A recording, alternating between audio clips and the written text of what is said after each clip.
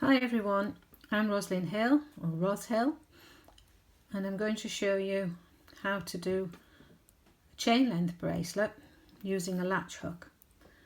This is a latch hook. It's usually used for making rag rugs. You may have seen it before. And I'm going to show you first of all how to start off using a slip knot.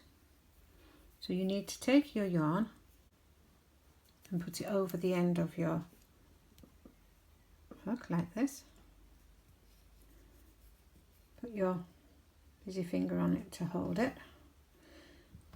And take this yarn, this side nearest your hand, and bring it round and then put it over your hook like that. And then carefully pull the loop over the end and bring it back to your busy finger.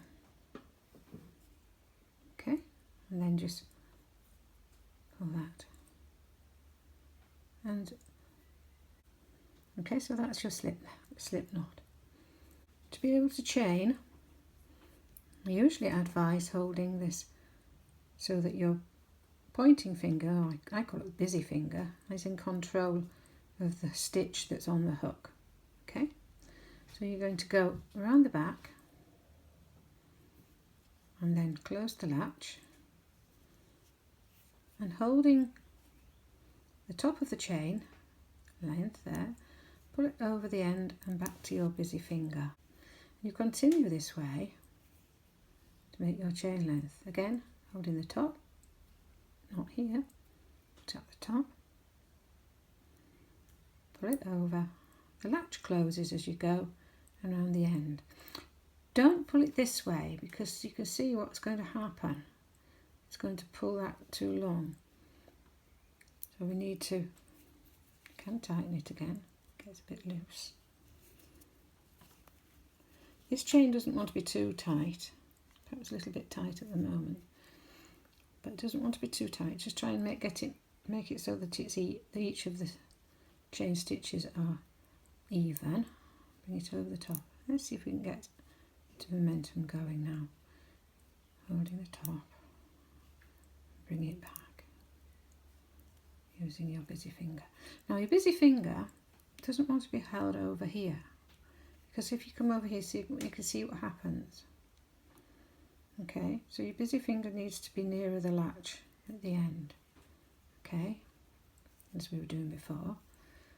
Hold it at the top and bring it back there to your busy finger around the back. But it is fairly easy to get going, and to get going quite quickly. This is a good way to start, how I'm showing you now, but you can find your own way. As long as you are keeping the stitches quite loose and even, you can see how that chain is growing now. And when you've made one of these chain bracelets, it's a good idea to choose another colour, make another one, make as many as you like, until you get used to doing it quite loose. It's got to be loose because it's got to go over the end of the hook. That's quite a decent length, I think, for someone with a small wrist. And then you need to trim off the end. It's a good idea if you leave an end like this so that you can tie it on your wrist. There's one at the other end there. Could have maybe done to have been a little bit longer for a bracelet. But then to finish off, all you need to do is to pull on the chain length at the top there and gently pull upwards with the hook, and that will come off, and there, that will not come undone, and there you've got a chain length, a small wrist. So there we go.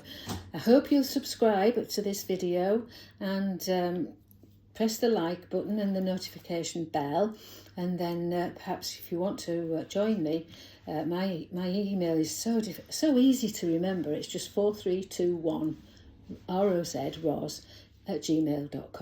So hopefully we'll see you there, and do subscribe if you've managed to find this video. Okay, bye for now.